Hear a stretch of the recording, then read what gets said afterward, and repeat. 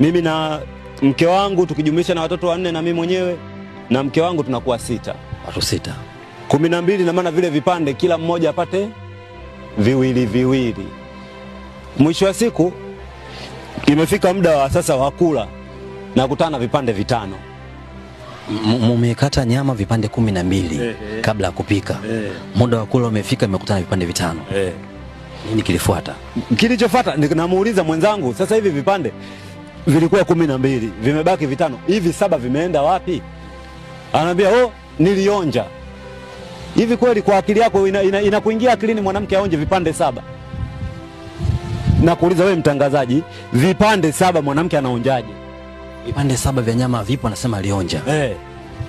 Ina maana kwenye watoto wale 4 tukijumlisha sisi wazazi vile vipande 6 hatuvipati, na maana vipande 5 mmoja anapelea. Sasa asile yeye, nile mimi na wanangu. Nilichokifanya vilivyobaki hivi 5, mimi na wanangu tukala kimoja, ili yeye asione kama sisi tumemnyima. Nilichoamua nikamwambia mama, hapa tulipofikia panatosha. Ukaandika taraka.